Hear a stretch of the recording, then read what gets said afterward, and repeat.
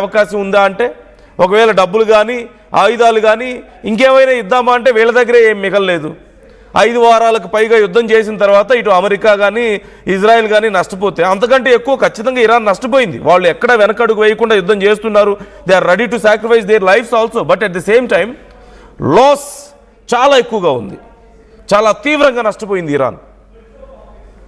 కాబట్టి ఇప్పుడున్న పరిస్థితుల్లో ఖచ్చితంగా వీళ్ళకి హెల్ప్ చేసే పరిస్థితి కూడా లేదు.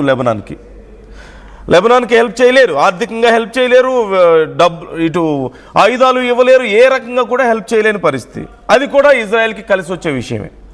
So it's very clear, Iran help చేయలేని పరిస్థితుల్లో ఉంది లెబనాన్కి. ఇది ఇజ్రాయెల్కి కలిసి వచ్చే అంశం. దాడులు బాగా చేయొచ్చు, మరింత ఇంకా ఎక్కువ డిస్ట్రక్షన్ చేయొచ్చు. ఒకవేళ హెల్ప్ చేద్దామని వస్తేనేమో ఇదిగో వైలేషన్ జరుగుతుంది కాబట్టి అని చెప్పి నీ మీద దాడి చేస్తా అని చెప్పి మళ్ళీ దాడి చేస్తే యుద్ధం మళ్ళీ మొదటికి వస్తుంది. సో ఇక్కడ తలనొప్పి అంతా ఎవరికి? ట్రంప్కి. ఎక్కడ మళ్ళీ తిరిగి ఇరాన్ ఏదన్నా ఇన్వాల్వ్ అయినా, ఇరాన్ని రెచ్చగొట్టినా మళ్ళీ ఎక్కడ యుద్ధం మొదలవుతుందో, ఈ ఇజ్రాయెల్ ఏమో చెప్పిన మాట వినడం లేదు అని చెప్పేసి ట్రంప్ ఇప్పుడు జుట్టు పీక్కుంటున్నటువంటి పరిస్థితి కనబడుతుంది. ఏ కొద్దిపాటి ఎస్కలేషన్ అయినా సరే మళ్ళీ యుద్ధం మొదలయ్యే అవకాశం కనిపిస్తుంది. ఇదంతా కూడా కేవలం తుమ్మితే ఊడిపోయే ముక్కు అంటారు కదా, అలా ఉంది పరిస్థితి ఇప్పుడు. అంత దారుణంగా, అంత పేలవంగా ఉంది ఇప్పుడు. అందులోనూ పాకిస్తాన్ చేస్తున్నటువంటి ఈ శాంతి చర్చల గురించి మనందరం చూస్తూనే ఉన్నాం. ఏ డైరెక్షన్లో జరుగుతుందో ఆ ట్వీట్ చూసాం కదా, ఇంతకుముందు RTV మీకు చూపించింది. పాకిస్తాన్ ప్రధాని చేసినటువంటి ట్వీట్, ఆ డ్రాఫ్ట్ మెసేజ్ చూసిన తర్వాత మనకు అర్థమైపోయింది కదా, అందరికీ తెలిసిన విషయమే మొదటి నుంచి. కాకపోతే వాళ్ళు ఎంత బేలగా ఉన్నారో, ఎంత చేతగాని వాళ్ళో వాళ్ళే బయట పెట్టుకున్నారు. సో పూర్తిగా అమెరికా ఏది చెప్తే అదే కాపీ పేస్ట్ చేస్తుంది పాకిస్తాన్ కానీ, ఇటు తుర్కీయే కానీ, ఈజిప్ట్ అయినా సరే.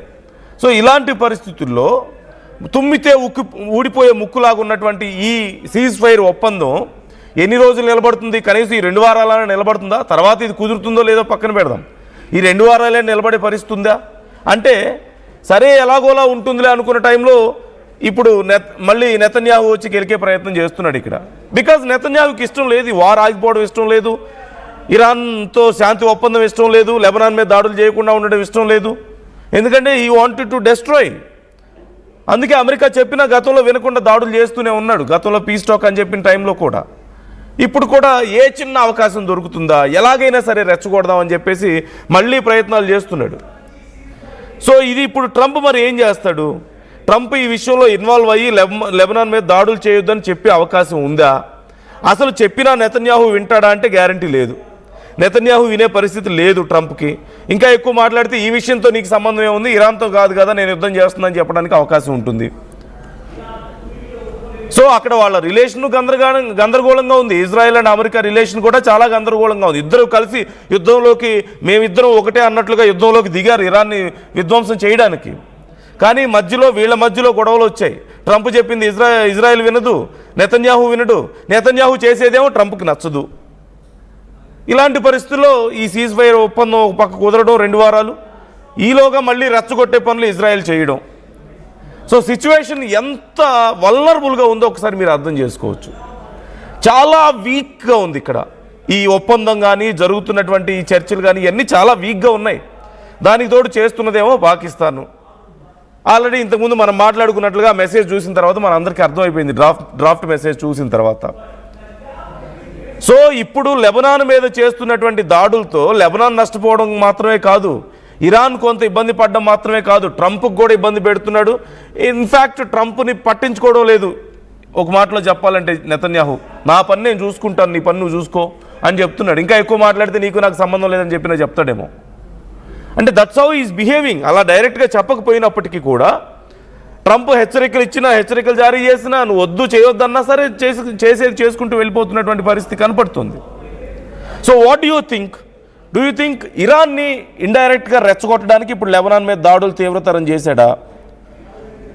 లేదు అంటే ఇరాన్ ఏదో ఒక రకంగా ఈ విషయంలో కొంచెమైనా ఇన్వాల్వ్ అయితే చాలు, ఆ అవకాశాన్ని అడ్డు పెట్టుకుని వాళ్ళ మీద మళ్ళీ దాడులు చేయొచ్చు, మళ్ళీ యుద్ధాన్ని మొదలు పెట్టాలనేది ఇజ్రాయెల్ ప్లాన్గా చూడాలి మనం ఇక్కడ. కనీసం ట్రంప్ మాటకి కొంచెం కూడా విలువ ఇవ్వట్లేదు ఇజ్రాయెల్. మరి ఏం ఫ్రెండ్షిప్ ఇది వాళ్ళిద్దరి మధ్యలో ఉంది? ఇద్దరం ఒకటే అని చెప్పి ఇన్నేళ్లుగా ఇజ్రాయెల్కి ట్రంప్ సపోర్ట్ చేస్తున్నాడు ఇరాన్ మీద యుద్ధం చేయడానికి. కలిసి యుద్ధాలు చేశారు. గతంలో ఇరాన్తో యుద్ధం చేస్తున్న సమయంలో డైరెక్ట్గా ట్రంపే ఇన్వాల్వ్ అయ్యి B-2 బాంబర్స్ రంగంలోకి దింపి బంకర్ బస్టర్స్ని వేసి మరీ అక్కడ మొత్తం యుద్ధాన్ని ఆపాడు. ఆ తర్వాత మొన్న యుద్ధాన్ని ఎలా మొదలుపెట్టారో మనం చూసాం. ఆరంభ సూరత్వం ఎంత గొప్పగా ఉందో మనం చూసాం. చివరికి ఏమైందో కూడా మనం చూస్తున్నాం.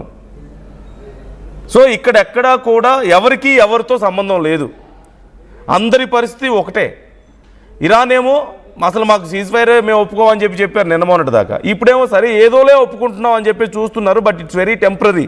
అది మనకు అర్థమవుతుంది. ఏ క్షణమైనా సరే మళ్ళీ ఏదైనా జరిగే పరిస్థితులు కనపడుతున్నాయి.